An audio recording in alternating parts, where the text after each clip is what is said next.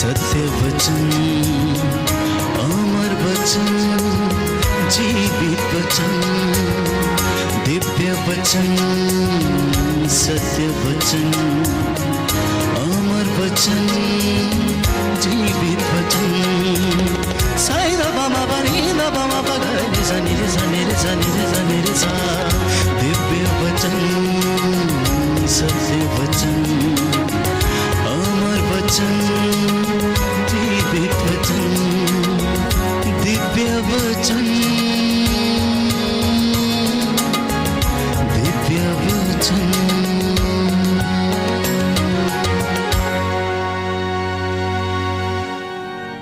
Hallelujah. Hallelujah. हे प्रभु यीशु, हे प्रभु यीशु, मैं विश्वास करता हूँ मैं विश्वास करता आप हूँ हमारे बीच में हाजिर हैं। आप हमारे बीच में हाजिर हैं। हे प्रभु यीशु, हे प्रभु यीशु, बोल तेरा दास सुन रहा है। बोल तेरा दास सुन रहा है। बोल तेरा दास सुन रहा है। बोल तेरा दास सुन रहा है। Hallelujah, hallelujah, hallelujah, hallelujah, hallelujah. Hallelujah. प्रभु कहता है, प्रभु कहता है, लूकस का सुसमाचार लूकस का सुसमाचार अध्याय 5 अध्याय 5 पद संख्या 32, पद संख्या 32, मैं धर्मियों को नहीं मैं धर्मियों को नहीं पापियों को पश्चाताप के लिए पापियों को पश्चाताप के लिए बुलाने आया हूँ। बुलाने आया हूँ। बुलाने आया हूँ। बुलाने आया हूँ। पश्चाताप का पश्चाताप का उचित फल उत्पन्न करो। उचित फल उत्पन्न करो। Hallelujah, hallelujah, hallelujah. हालेलुया। प्रियजनों, आज का संदेश ये है कि प्रभु ने कहा मेरे बच्चों से कहना कि मेरी दया इन्हें प्रायश्चित की ओर लेकर जाना चाहती है। रोमियो का पत्र अध्याय 2 पद संख्या 4 से मैंने आपके लिए पढ़ा। आखिर क्यों ईश्वर इतना धैर्य रखता है, इतनी सहनशीलता बरतता है, इतनी दया दिखाता है और दया करना चाहता है और इंसान को मौके पे मौका दिए जाता है क्योंकि वो कहता है मैं किसी भी पापी का सर्वनाश नहीं चाहता, मैं किसी भी व्यक्ति की मृत्यु से प्रसन्न नहीं होता। इसलिए प्यारे भाइयों और बहनों, हमें इन विशेष वचनों को अपने जीवन में आज धारण करने की आवश्यकता है। बाइबल हमें बताती है कि इजरायली जनता लगातार ईश्वर से दूर भागती रही। उत्पत्ति ग्रंथ में हम पढ़ते हैं कि आदम और हवा जब उन्होंने पाप किया, ईश्वर की आज्ञा का उल्लंघन किया, तो वो ईश्वर से दूर भाग गए। वो अपने आप को छिपाने लगे। प्यारे भाइयों और बहनों, लूकस के सुसमाचार में हम पढ़ते हैं उड़ाऊ पुत्र के विषय में कि वो अपने पिता से दूर भाग गया। वो उसके साथ रहना नहीं चाहता था। उसके पास इतना आनंद था, लेकिन उस आनंद से प्यारे भाइयों और बहनों वो खुश नहीं था। वो कुछ और देखना चाहता था, वो कुछ और अलग तरीके का आनंद चाहता था। लेकिन हुआ क्या? बाइबल हमें बताती है, वचन में हम पढ़ते हैं प्यारे भाइयों और बहनों लूकस के सुसमाचार में कि जब जब इंसान ईश्वर से दूर चला गया तो ईश्वर ने उसके ऊपर विपत्तियां भेजी। इज़राइल जब परमेश्वर से दूर चला गया तो प्रभु ने इज़राइल को थोड़े समय के लिए त्याग दिया और कहता है मैंने क्रोध के आवेश में कुछ समय के लिए अपना मुंह इनसे मोड़ लिया था। मैंने वो दया वाला हाथ इनसे हटा लिया था और उन पर विपत्तियों को आने दिया। प्रियजनों, बाइबल हमें बताती है कि ईश्वर हमें दंड देकर धीरे धीरे सुधारता है और प्रायश्चित की ओर लेकर जाना चाहता है। वो इंसान को धीरे धीरे दंड देता है, धीरे धीरे विपत्ति आने देता है, लेकिन इंसान समझता नहीं है। वो उसकी ओर अभिमुख नहीं होता है। वो ईश्वर से दूर भागना चाहता है, क्योंकि ईश्वर के रास्ते उसे पसंद नहीं है, ईश्वर की बातें उसे पसंद नहीं है। क्रूस की शिक्षा लिखा है इन लोगों के लिए मूर्खता की शिक्षा है।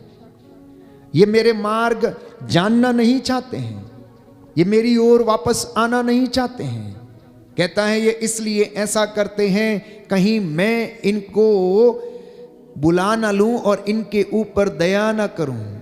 इनकी आंखें हैं लेकिन फिर भी ये देखते नहीं हैं, इनके कान हैं लेकिन फिर भी ये सुनते नहीं हैं, इनके हाथ रक्त से रंगे हुए हैं, बाइबल हमें कहती है प्यारे भाइयों और बहनों। और हम वचन में पढ़ते हैं लूकस के सुसमाचार में, मैंने आपसे कहा कि खोए हुए लड़के के विषय में बाइबल हमें बताती है। लूकस का सुसमाचार अध्याय 15 पद संख्या 11 से हम पढ़ते हैं कि प्रभु का वचन हमें बताता है कि ईसा ने कहा, किसी मनुष्य के 2 पुत्र थे। छोटे ने अपने पिता से कहा, पिताजी संपत्ति का जो भाग मेरा मुझे दे दीजिए। और पिता ने उनमें अपनी संपत्ति बांट दी। थोड़े ही दिनों बाद छोटा बेटा अपनी समस्त संपत्ति एकत्र करके किसी दूर देश चला गया, अपने पिता से दूर चला गया, जीवन के स्रोत से दूर चला गया। जहां से उसे प्यार मिलता था अब वो उसे छोड़कर कहीं दूसरी जगह प्यार खोजने के लिए गया। वो पिता जो उसकी सेवा करता था, देखभाल करता था, उसे छोड़कर वो दूर चला गया। और उसका हश्र क्या हुआ, सुनिए ध्यान से। उसने भोग विलास में अपनी संपत्ति उड़ा दी। जब सब कुछ खर्च कर चुका तो उस देश में भारी अकाल पड़ा और उसकी हालत तंग हो गई। इसलिए उस देश के एक निवासी का नौकर बन गया और जिसने उसे अपने खेतों में सूअर चराने के लिए भेजा, सूअर चराने के लिए भेजा। उन्हीं से वह अपना पेट भरना चाहता था, लेकिन कोई उसे उनमें से कुछ भी नहीं देता था। तब वो होश में आया है और कहने लगता है, सोचता रहा मेरे पिता के घर में कितने ही मजदूरों को जरूरत से ज्यादा रोटी मिलती है और मैं यहां पर भूखो मर रहा हूं। प्यारे भाइयों और बहनों, परमेश्वर ने उस जगह पर उस विपत्ति को आने दिया, उस अकाल को आने दिया, उस दुख को उसके जीवन में आने दिया, क्योंकि ये जब तक दुख नहीं देखेगा तब तक ये लौटेगा नहीं, प्रायश्चित नहीं करेगा। और जब इंसान दुख की भट्टी से होकर गुजरता है तब वो परमेश्वर को याद करने लगता है। और ऐसा ही हुआ, वो सोचने लगा, विचार करने लगा, मेरे पिता के घर में इतने नौकर हैं, उनको भरपेट खाना मिलता है और मैं यहां भूखों मर रहा हूं और सूअरों के बीच में रहता हूं, जानवरों के बीच में इनका खाना मुझे खाना पड़ रहा है। प्रियजनों, बाइबल हमें बताती है, प्रज्ञा ग्रंथ में हम पढ़ते हैं कि परमेश्वर धीरे धीरे दंड देकर क्या करता है, हमें सुधारने का प्रयास करता है। यदि आप बाइबल खोलेंगे प्रज्ञा ग्रंथ अध्याय 12 पद संख्या 10 और उससे आगे, कि तूने धीरे धीरे दंड देकर उन्हें पश्चाताप का अवसर दिया। तूने धीरे धीरे दंड देकर उन्हें पश्चाताप करने का अवसर दिया। हालांकि तू उनका विकृत स्वभाव और जन्मजात दुष्टता जानता था और यह भी कि वे अपने विचार कभी नहीं बदलेंगे, क्योंकि यह जाति प्रारंभ से ही अभिशप्त थी। तूने इसलिए उनके प्राणों का दंड नहीं दिया, पापों का दंड नहीं दिया, किंतु तू किसी से डरता था। प्यारे भाइयों और बहनों, इसलिए ईश्वर की दया हमें प्रायश्चित की ओर लेकर जाना चाहती। वो धीरे धीरे हमें विपत्ति भेजकर, दंड देकर हमें याद दिलाना चाहता है कि मेरे बेटे मेरे पास लौट कर चले आओ, मैं तुम्हें क्षमा कर दूंगा, मैं तुम पर दया कर दूंगा। इसलिए बाइबल कहती है यिर्मयाह नबी का ग्रंथ अध्याय 18 पद संख्या 8, किंतु यदि वह राष्ट्र जिसे मैंने चेतावनी दी थी पश्चाताप करता तो मैं उसका विनाश करने का विचार छोड़ देता। मैं उसका विनाश करने का विचार छोड़ देता। ठीक वैसे ही प्रभु के लोग, चुने हुए लोग जब इस तरीके से प्रभु से दूर चले जाते हैं तो प्रभु उन्हें चेतावनी देता है अपने वचन के द्वारा, पवित्र शास्त्र के वचनों के द्वारा उनसे बातें करता है और उनका मन बदलने के लिए वो तैयार रहता है, उन्हें अवसर देता है, मौका देता है कि लौटो लौटो लौटो, अन्यथा मैं आऊंगा और मैं तुम्हारा दीपाधार मिटा दूंगा, मैं तुम्हारा दीपाधार मिटा दूंगा। तो प्रभु कैसे हमें दंड देता है सुनिए। आमोस के ग्रंथ में अध्याय 4 पद संख्या 6 और उससे आगे। आमोस नबी का ग्रंथ अध्याय 4 पद संख्या 6 और उससे आगे कहता है, मैंने ही तुम्हारे नगरों में अकाल भेजा था और तुम्हारे सब कस्बों में तुमको भूखा छोड़ा था, फिर भी तुम मेरे पास नहीं लौटे। यह प्रभु की वाणी है। कहता, गेहूं अंकुरित हुआ ही था कि मैंने वर्षा बंद कर दी। गेहूं अंकुरित हुआ ही था और मैंने वर्षा बंद कर दी। मैंने आसमान के झरोकों को बंद कर दिया, वर्षा बंद कर दी। कहता है, मैंने एक नगर पर पानी बरसाया और दूसरे को उससे अछूता रखा। एक खेत पर वर्षा की और दूसरे को वर्षा ना मिलने के कारण सूखने दिया। 2-3 नगरों के लोग पानी, पीने के पानी की खोज में पड़ोस के नगरों में घूमते थे, किंतु प्यासे रह गए, फिर भी तुम मेरे पास नहीं लौटे। यह प्रभु की वाणी है। कहता है, मैंने तुमको पाले और गेरुए से मारा और तुम्हारे बाग बगीचों को मैंने उजाड़ दिया। टिड्डियों ने अंगूर और जैतून के वृक्ष चाट डाले, फिर भी तुम मेरे पास नहीं लौटे। ये प्रभु की वाणी है। मैंने तुम पर मिस्र की तरह महामारी भेजी।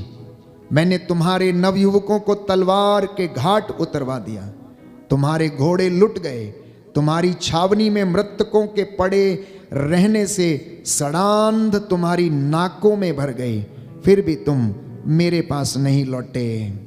जिस प्रकार ईश्वर ने सोदोम और गोमोरा का सर्वनाश किया था, उसी प्रकार मैंने तुम पर विपत्ति भेजी। किसने भेजी? प्रभु ने भेजी विपत्ति। क्यों भेजी? ताकि ये विपत्ति के कारण जब दुख की भट्टी में तपाए जाएं तो कम से कम मेरे पास लौटें। आज इस दुनिया में पाप और बुराई सर्वत्र फैली हुई है, सर्वत्र फैली हुई है। हर तरफ पाप का, विनाश का, शोषण का, अत्याचार का और बुराई का बोलबाला है। संसार का नायक प्यारे भाइयों और बहनों इस वक्त पूरी दुनिया को भरमाए हुए हैं। और यीशु ने कहा कि देखो, संसार का नायक आ चुका है, अब मानव पुत्र उसके हवाले कर दिया जाएगा और उसे दुख उठाना होगा, कोड़े खाने होंगे, कलवरी पर लहू बहाना होगा, लेकिन पिता उसे महिमान्वित करेगा। इसलिए जो मेरा अनुसरण करना चाहता है, कहता आत्मत्याग करे। जो मेरे पास आना चाहता है वो प्रायश्चित करे। कहता है मेरी प्रजा ने 2 पाप कर डाले हैं, इसलिए सर्वत्र पाप फैला हुआ है और वो मेरी महिमा से वंचित हैं। वो ईश्वर की कृपा से वंचित हैं। वो उसे ढूंढते हैं लेकिन मिलता नहीं है। वो प्रार्थनाएं करते हैं लेकिन उनकी प्रार्थनाएं सुनी नहीं जाती हैं। वो चढ़ावे लेकर मेरे मंदिर में आते हैं, प्रभु प्रभु कहकर पुकारते, लेकिन मैं उनकी सुनता नहीं हूं, क्योंकि उनका हृदय मुझसे दूर है। Hallelujah, hallelujah, hallelujah, hallelujah. यीशु की स्तुति हो, यीशु की स्तुति यीशु हो, को धन्यवाद, यीशु को धन्यवाद, यीशु की आराधना हो, यीशु की आराधना यीशु हो, की महिमा हो। यीशु की महिमा हे हो। प्रभु यीशु, हे प्रभु यीशु, मेरा प्रायश्चित का चढ़ावा मेरा प्रायश्चित का चढ़ावा स्वीकार कीजिए। स्वीकार कीजिए। Hallelujah, hallelujah, hallelujah. हालेलुया। क्यों इंसान दुखी है? क्यों इंसान विपत्तियों से घिरा हुआ है? क्यों वो इस प्रेम को समझने में असमर्थ है? उसका सीधा सा उदाहरण ये है, बाइबल कहती है यिर्मयाह नबी के ग्रंथ अध्याय 2 पद संख्या 13 में कि मेरी प्रजा ने 2 अपराध कर डाले हैं। मेरे बच्चों ने 2 अपराध कर डाले हैं। मेरी चुनी हुई प्रजा ने, जिनको मैंने पवित्रता के लिए बुलाया, 2 अपराध कर डाले हैं। लिखा है उसने मुझे संजीवन जल के स्रोत को त्याग दिया है और अपने लिए ऐसे कुंड बनाए जिनमें दरारें हैं और जिनमें पानी नहीं ठहरता है। जिनमें दरारें हैं, पानी नहीं ठहरता है। सच है, आज इंसान ने अपने लिए, अपने आराम के लिए, अपने एंटरटेनमेंट के लिए अनेक ऐसी चीजों का निर्माण किया प्यारे भाइयों और बहनों, जिससे उसे आशीष नहीं मिलती, उन्नति नहीं मिलती, परंतु बर्बादी मिलती है। उन घरों में, उन चीजों में आशीष नहीं रुकती।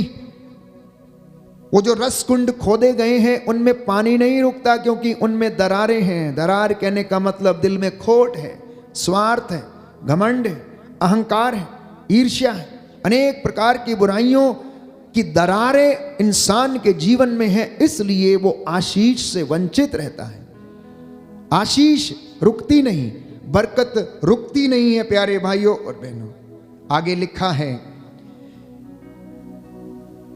पद संख्या 19 में, तुम्हारी दुष्टता ही तुमको दंड देती है। तुम्हारी दुष्टता ही तुमको दंड देती है, तुम्हारा विश्वासघात तुमको मारता है।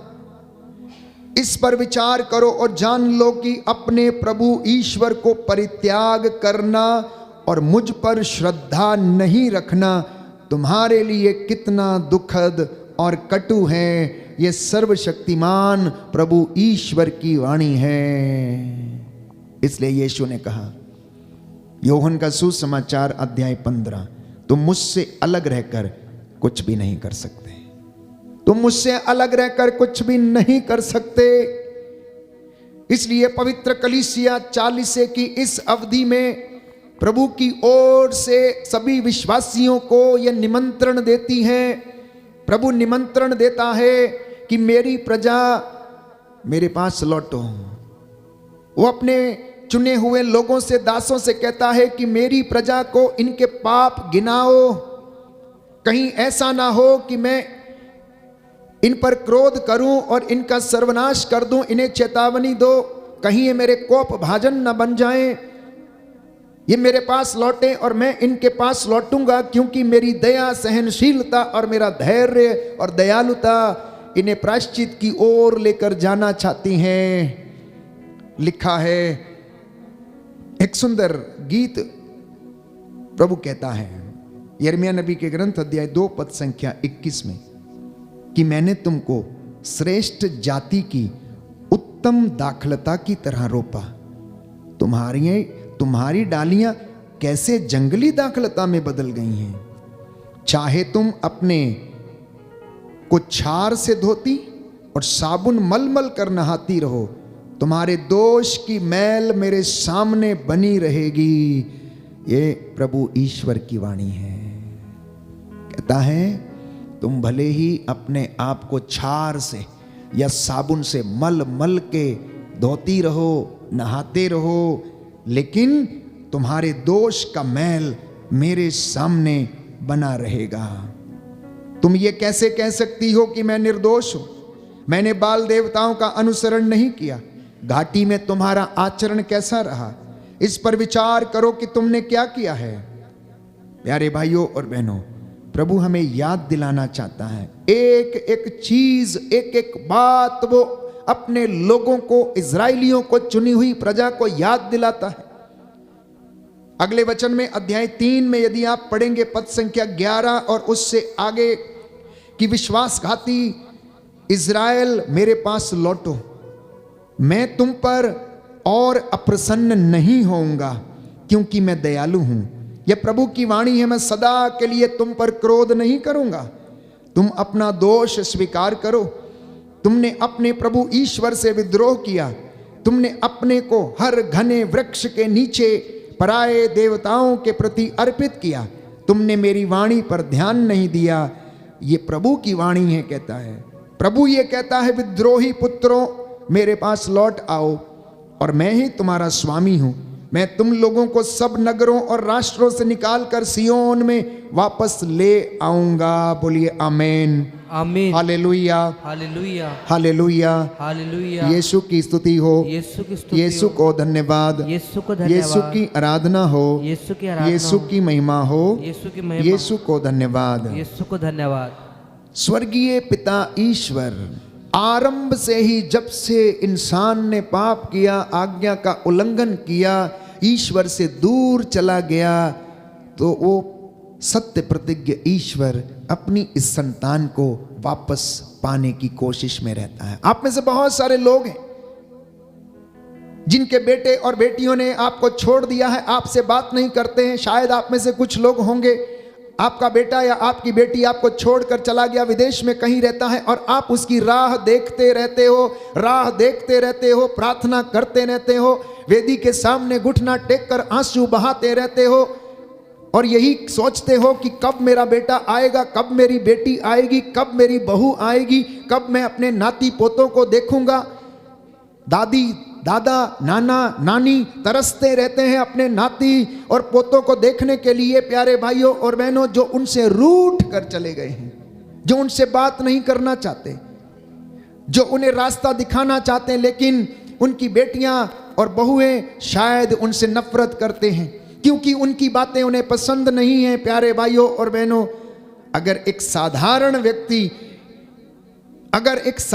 व्यक्ति इस धरती के ऊपर इतने प्रेम से अपने बच्चों का इंतजार करता है, तो वो स्वर्गीय पिता ईश्वर, जिसने इस दुनिया को बनाया, जो ये कहता है, आकाश मेरा, पर्वत मेरे, नदियां मेरी, चौपाए मेरे, सब कुछ मेरा है, सब कुछ मैंने अपने हाथों से बनाया है, तुमको मैंने अपनी हथेलियों पर गढ़ा है, तुमसे मैंने प्रेम किया है, तुमसे मैं ऐसे प्रेम करता हूं जैसे एक माँ अपने बच्चे को प्रेम करती है, तुम्हें मैं वैसे सीने से लगा के रखता हूं। तो प्यारे भाइयों और बहनों, वो पिता ईश्वर कितना इंतजार करता है कि उसकी विद्रोही प्रजा उसके पास लौटे, उसकी विद्रोही प्रजा उसके पास लौटे। सुनिए वो क्या कहता है। यिर्मयाह नबी का ग्रंथ अध्याय 3 पद संख्या 19 कहता है, मैं सोचता था, मैं कितना चाहता हूं कि तुम लोगों के साथ अपने पुत्रों के जैसा व्यवहार करूं और तुमको एक ऐसा सुखद देश प्रदान करूं जो किसी भी अन्य देश से सुंदर है। मैं सोचता था कि तुम मुझे पिता कहकर पुकारोगे और तुम फिर मेरा परित्याग नहीं करोगे, किंतु जिस प्रकार पत्नी अपने पति के साथ विश्वासघात करती है, उसी प्रकार तुम इज़राइल ने मेरे साथ विश्वासघात किया। यह प्रभु की वाणी है, कहता है, यह प्रभु की वाणी है। इज़राइली उजाड़ पहाड़ों पर क्रंदन करते और दुहाई देते हैं, वे टेढ़े मेढ़े रास्तों पर भटक गए हैं, उन्होंने अपने प्रभु ईश्वर को भुला दिया है। विश्वासघाती पुत्रों, मेरे पास लौटो और मैं तुम्हारे विश्वासघात का घाव भर दूंगा। देख, हम तेरे पास आ रहे हैं, क्योंकि तू ही हमारा प्रभु ईश्वर है। आज ये इंसान ईश्वर से भागा हुआ है, टेढ़े मेढ़े रास्ते अख्तियार कर चुका है, सीधी उंगली से घी नहीं निकाल पाता तो उसे टेढ़ा करता है, गलत रास्ते अपनाता है, गलत योजना बनाता है। और बाइबल कहती है, प्रभु ये कहता है, तुम में से कोई भी व्यक्ति कोर्ट कचहरियों के जो केस हैं न्यायपूर्वक नहीं लड़ते, वो झूठ को सच साबित करते और सच को झूठ साबित करने में लगे हुए हैं, और तुम कहते हो कि मैं तुम पर दया कर दूं। प्यारे भाइयों और बहनों, बाइबल कहती है, प्रभु ये कहता है यिर्मयाह नबी के ग्रंथ अध्याय 4 पद संख्या 4 में, यिर्मयाह नबी का ग्रंथ अध्याय 4 पद संख्या 4, यूदा के लोगों और यरूशलेम के निवासियों, प्रभु के लिए अपने शरीर और अपने हृदय का खतना करो। अपने शरीर का खतना करो और अपने हृदय का खतना करो, नहीं तो तुम्हारे कुकर्मों के कारण मेरा क्रोध आग की तरह भड़क उठेगा और कोई उसे बुझाने में समर्थ नहीं होगा। Hallelujah, hallelujah, hallelujah, hallelujah, hallelujah, hallelujah. इसलिए प्यारे भाइयों और बहनों, प्रभु कहता मैंने तुम्हें एक अच्छी दाखलता के रूप में मैंने तुम्हें लगाया था। अब ये डालियां जंगली कैसे हो गई, ये कड़वे फल कैसे हो गए? इसलिए याद रखिए, जो पिता ने रोपा नहीं है वो उखाड़ दिया जाएगा, वो उखाड़ दिया जाएगा। बुराई का वो हर दंश मिटा दिया जाएगा, बाइबल में कहती है। एक एक को उसके कर्मों का फल दिया जाएगा, बाइबल में कहती है। एक सुंदर गीत हम गाते हैं, जो पिता ने रोपा नहीं उखाड़ा जाएगा, जिंदगी का ये तंबू उखाड़ा जाएगा। कहता है जब मैंने कोख में तुम्हें सजाया और संवारा, तुम्हें बढ़ते हुए देखा, तुम्हारी हड्डियों को मैंने बढ़ते हुए देखा, ना जाने मैंने कितने सपने सजाए थे। एक माँ जब बच्चा उसके कोख में होता है और दोनों हस्बैंड वाइफ, मम्मी पापा, पति पत्नी कितनी सादगी से उसके लिए सपने बुनते हैं। गर्भावस्था के दौरान ही मम्मी उसके लिए कपड़े बनाने लगती है, मोजे बनाने लगती है, टोपी बनाने लगती है, कपड़े बुनने लगती है, गरम कपड़े बनाने लगती है।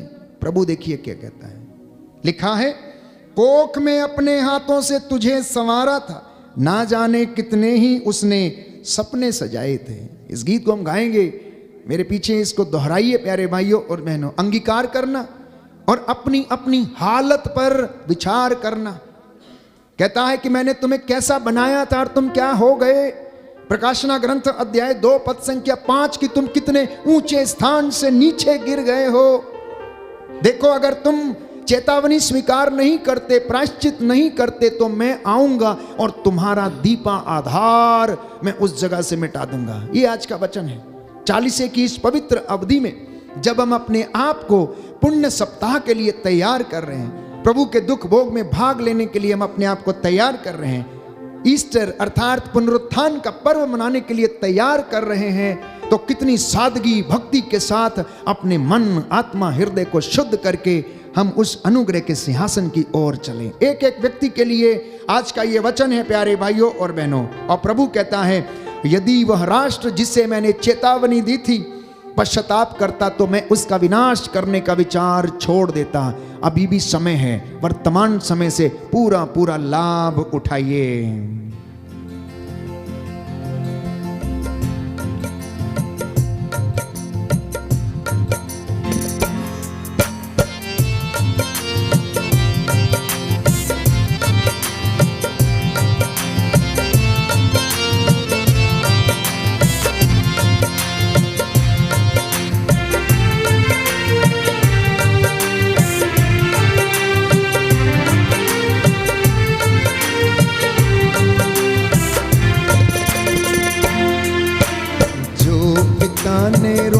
नहीं उखाड़ा जाएगा, जिंदगी का ये तंबू उखाड़ा जाएगा।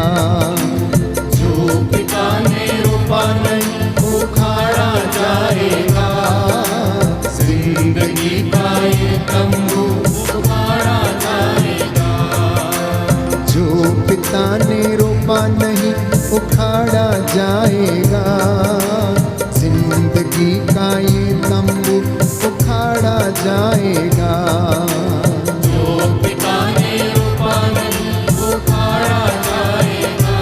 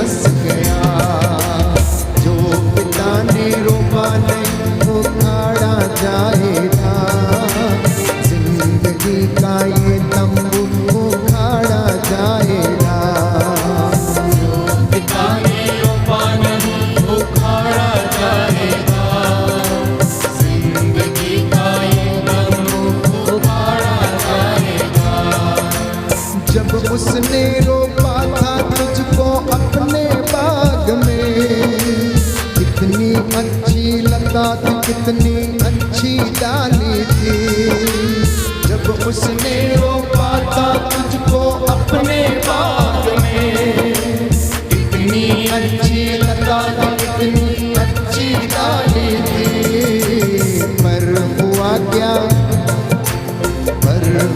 क्या डालियां ये जंगली हो गई, मीठे फल के बदले देखो कड़वे फल लगे, पर हुआ क्या डालियां ये जंगली हो गई, मीठे फल के बदले देखो कड़वे फल लगे। जो पिता ने रोपा नहीं उखाड़ा जाएगा, जिंदगी का ये तंबू उखाड़ा जाएगा, जो पिता ने रोपा नहीं उखाड़ा जाएगा, जिंदगी का ये तंबू उखाड़ा जाएगा। ये बदन है तेरा बंदे ईश्वर का भवन, महिमा और सम्मान से किया था परिपूर्ण, ये बदन है तेरा बंदे ईश्वर का भवन, महिमा और सम्मान से किया था परिपूर्ण, पर हुआ क्या उजड़ गया ये ईश्वर का मंदिर, नाथ का निवास अब तो हो गया खंडहर, पर हुआ क्या उजड़ गया ईश्वर का मंदिर, नाथ का निवास अब तो हो गया खंडहर।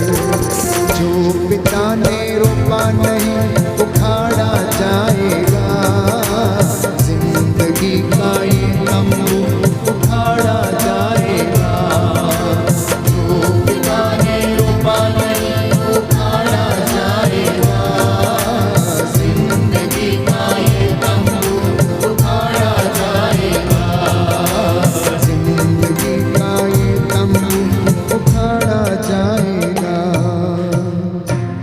जिंदगी का ये तंबू उखाड़ा जाएगा। जी हाँ प्यारे भाई और बहनों, ये संदेश था। कहता है जब मैंने रोपा था उसको अपने बाग में, कितनी सुंदर लता थी और कितनी अच्छी डाली थी। माँ की कोख में जब बच्चा रहता है उसके बाद पैदा होता है, कितना सुंदर कितना निर्मल, हर बुराई से अछूता रहता है। लेकिन जैसे जैसे बढ़ता जाता है जिंदगी में प्यारे भाइयों और बहनों अनेक प्रकार के अनुभवों से गुजरता है, तो डालियां जंगली होने लगती हैं, फल कभी मीठे तो कभी कड़वे होने लगते हैं। ईश्वर से दूर जाने का मतलब है प्यारे भाइयों और बहनों घोर अंधकार, घोर कष्ट। यीशु ने कहा मुझसे अलग रहकर तुम कुछ भी नहीं कर सकते हो। इसलिए परमेश्वर ये चाहता है, दया करता है, सहनशील बना रहता है कि इन डालियों को जिनको मैंने दाखलता के रूप में रोपा था, इनको अब मैं बचा लूं। मेरी कितनी इच्छा है कि जैसे एक मुर्गी अपने चूजों को एकत्र करती है, मैं तुम्हें भी एकत्र करूं। पर तुम तो विद्रोही पुत्रों के जैसा आचरण करते हो, तुम हठ धर्मी बन गए हो। कहता है होशिया नबी का ग्रंथ अध्याय 5 पद संख्या 5 और उससे आगे, इस्राएल का अक्खड़पन उसके अपने विरुद्ध साक्षी देता है। इस्राएल का अकड़पन उसके अपने विरुद्ध साक्षी देता है। इस्राएल कौन है? आज हम लोग इस्राएल हैं, चुनी हुई प्रजा इस्राएल है प्यारे भाइयों और बहनों। तो यदि किसी का अकड़पन, उसका अहंकार बढ़ता जाता है तो उसके विरुद्ध ही साक्षी देता है। कहता इफ्राइम का अधर्म उसे ठोकर खिलाएगा, इफ्राइम का अधर्म उसे ठोकर खिलाएगा, यूदा भी उसके साथ गिरेगा। यूदा भी कहता है उसके साथ गिरेगा। वे अपने गाय बैल भेड़ बकरियां लेकर प्रभु की खोज में निकलेंगे, पर वे उसे नहीं पा सकेंगे क्योंकि वह उनसे ओझल हो गया है। वे तो उसके प्रति अविश्वासी हो रहे हैं और जारज संतान उत्पन्न कर गए हैं। जारज संतान अर्थात व्यभिचार में जन्मी हुई संतान, जारज संतान को उन्होंने जन्म दिया है। इफ्राइम का अधर्म उसके सिर पर हावी हुआ पड़ा है। लिखा है होशिया नबी के ग्रंथ अध्याय 13 पद संख्या 12 में कि उसका अधर्म उसके ऊपर हावी हो गया है। अध्याय 13 पद संख्या 12 में कि इफ्राइम के अपराधों की गठरी बांधी हुई है और उसके भंडार पापों से भरे हुए हैं। उसके भंडार पापों से भरे हुए हैं। इसलिए प्रभु याद दिलाना चाहता है, याद दिलाना चाहता, पुत्रों अभी भी समय है, मेरी प्रजा अभी भी समय है, अपना हृदय खोल कर मेरे पास लौटो, वस्त्र फाड़ कर नहीं, मैं तुम पर दया करूंगा कहता है। लिखा है कि मैं उनके विश्वासघात का घाव भर दूंगा। होशिया नबी का ग्रंथ अध्याय 14 पद संख्या 5 और उससे आगे, book of prophet Hosea chapter 14 verse 5 कहता है मैं उनके विश्वासघात का घाव भर दूंगा, मैं सारे हृदय से उनको प्यार करूंगा क्योंकि मेरा क्रोध अब उन पर से दूर हो गया है। मैं इज़राइल के लिए ओस के सदृश बन जाऊंगा, वह सोसन की तरह खिलेगा और लेबानोन के बलूत की तरह जड़ें जमाएगा, जड़ें जमाएगा। कहता है हे इज़राइल सुन, पद संख्या 2 अध्याय 14 पद संख्या 2 होशिया नबी का ग्रंथ। हे इज़राइल सुन, अपने प्रभु ईश्वर के पास लौट आओ क्योंकि तुम अपने पापों के कारण गिर गए हो। तुम अपने पापों के कारण गिर गए हो। प्रार्थना का चढ़ावा लेकर मेरे पास आओ और उससे यह कहो हमारा अपराध मिटा दे और हमारा सद्भाव ग्रहण कर।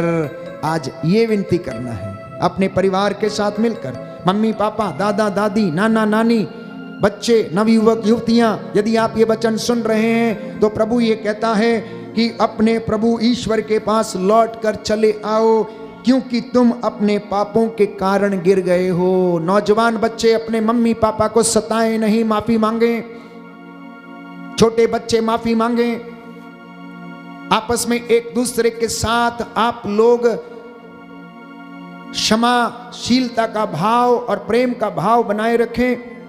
एक दूसरे के सामने अपनी गलतियों और पापों को स्वीकार करें, तभी ये 40 की अवधि पवित्रता की अवधि होगी और आप ईश्वर के दर्शन करेंगे और पुण्य सप्ताह के लिए अपने आप को तैयार कर पाएंगे। इसलिए योएल नबी के ग्रंथ में प्रभु स्पष्ट करता है प्रियजनों कि अब तुम मेरे पास लौटो, तुम अपने वस्त्र फाड़ कर नहीं परंतु अपना हृदय खोल कर शोक मनाते हुए मेरे पास लौटो। लिखा है प्रभु ये कहता है तुम लोग उपवास करो, रोते तथा शोक मनाते हुए पूरे हृदय से मेरे पास लौट के आओ।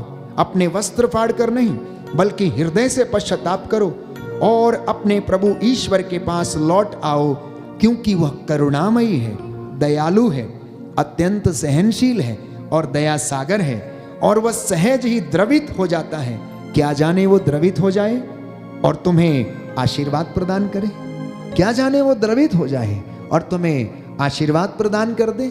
वे लोग जो कहते हैं कि हमारा भाग्य फूटा है, वे लोग जो कहते हैं हम लुट गए हैं, वे लोग जो कहते हैं हम बर्बाद हो गए हैं, वे लोग कहते हैं जो कहते हैं हमारी किस्मत फूटी है, प्यारे भाइयों और बहनों कहता है मेरे पास लौटो। और योएल कहता है क्या जाने वो द्रवित हो जाए तुम्हारी दशा को देखकर, तुम्हारी परिस्थिति को देखकर, तुम पर वो दया करे और तुम्हें क्षमा कर दे और तब तुम लोग अपने प्रभु ईश्वर को बलि और तर्पण चढ़ाओ।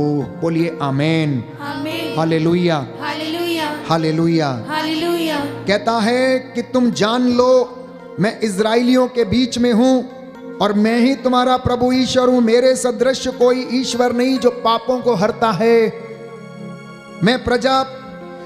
मेरी प्रजा फिर कभी निराश नहीं होगी।